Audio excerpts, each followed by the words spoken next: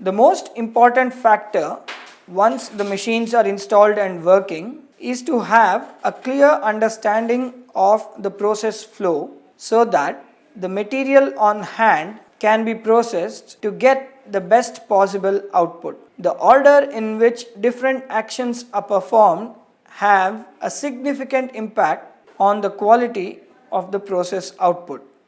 The grains as received in the small millet processing unit will contain many different material other than grains.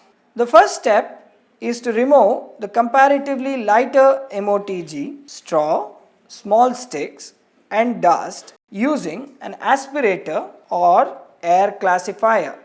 The grains are then passed through a pre-cleaning grader to remove MOTG that are too big, straw, sticks, stones, mud balls, etc.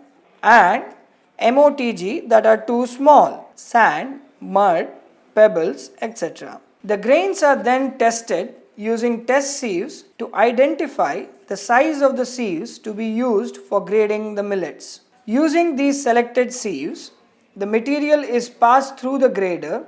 The size graded fractions are then passed through a destoner to remove stones and MOTG denser than the grains. The same size fraction is then passed through a destoner to remove extremely light grains and MOTG within the grain size fraction. This sand, pebbles, and mud ball free size and density graded millets is then passed through a hulling machine. The dehusked and aspirated millet rice plus brokens plus grain mix is first graded to remove as much of the shattered grains as possible. The screens for this grading need to be chosen such that the lower deck small sized hole sieve is larger than the hole size of the mesh used on the destoner bed. This would make sure that material does not fall through the destoner bed mesh and into the machine's enclosure. The mixture of rice and brokens can be separated using the destoner set to work as a density grader.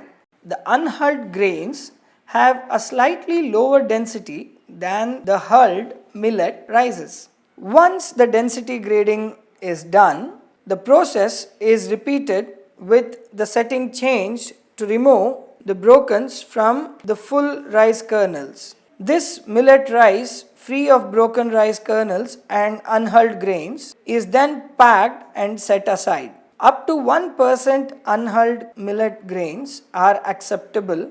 The unhulled grains from the first pass through the huller are subjected to another round of dehusking and the process of hulling, size grading and then density grading is repeated till the process is economically viable. On reaching that threshold, the remaining material is discarded while the different grades of millet rice kernel and of the brokens are subjected to a final manual cleaning or finishing up. Following the steps detailed above, we can process small millets into their clean rice and grit forms. This allows us to recover a greater fraction of the material processed, improving the overall financial proposition of the staple forms of small millet grains.